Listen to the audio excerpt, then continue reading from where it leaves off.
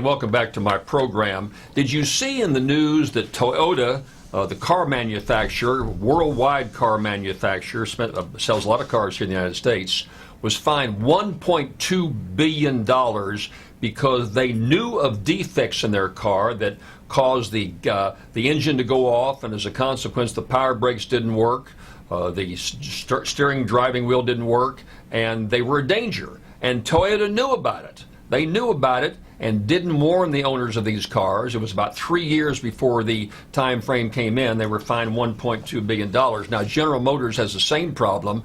They're being investigated now by the Justice Department. And the scuttlebutt out of Wall Street, if you follow the news at all, is they'll probably catch a big fine for what they did. I got a hard time getting a handle around this.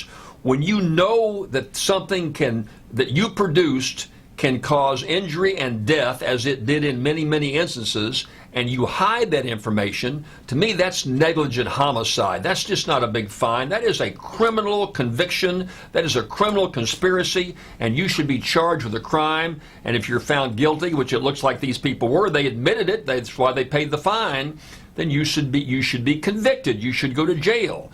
Negligent homicide. That's just not the case in this particular Justice Department. New book out called Divide, America Injustice in the Age and Wealth Gap by Matt Taibbi. Matt Taibbi is a New York Times best-selling author and some guy I enjoy reading. He's usually very factual. I don't agree with him all the time, but he's pretty factual what he has to say. Let me read you out of his book. They have a hearing up in Washington, D.C., and Senator Chuck Grassley, he's a Republican from Iowa, he is asking the questions. Also, Ohio Democrat Sherrod Brown. Sherrod Brown was the Secretary of State when I was Secretary of State in Louisiana. Know him well. And they were very pointed in asking questions of Attorney General Eric Holder about why he didn't bring more charges against the companies that were supposedly too big to fail, the Wall Street companies. And here's what he said. Grassley says that he couldn't recall any high-profile prosecutions that led to, quote, any high-profile financial criminal convictions in either companies or individuals. And he asked Holder to explain. We had all these companies went belly up, all types of fraud, mismanagement going on. Nobody is held accountable. And, of course, you and I, the public, have to pick up the tab. Taxpayers had to bail all these companies out. Here's what Holder, the Attorney General, said. Here's what the guy says.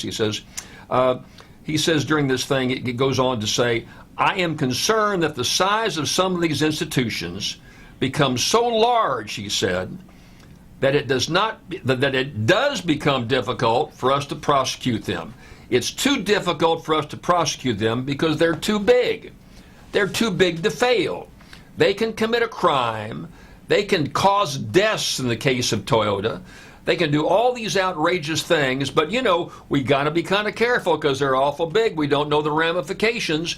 You and I on Main Street are held accountable and charged. Individuals are charged. Small companies are charged.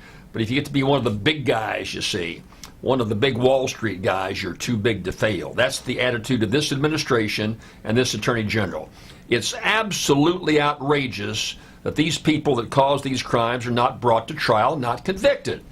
Let me tell you what happens. They pay a fine. Toyota's going to pay $1.2 billion for a fine, right? They deduct that fine from their income taxes. They don't pay much of that fine.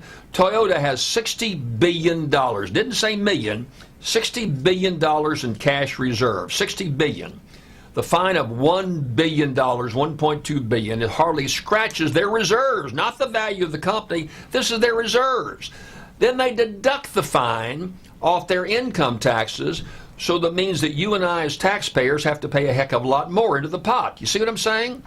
It's just such an abuse of the system. Is there any reason why we don't have any confidence in members of Congress, Republican and Democrat alike? Let me tell you what, when the ballot box comes around this time, you better have a pretty good reason to vote for any of these folks, because the Republic don'ts and the Demo can'ts all have messed this system up so much and allow people like Eric Holder to come in and say, well, we can't touch them, they're too big to fail.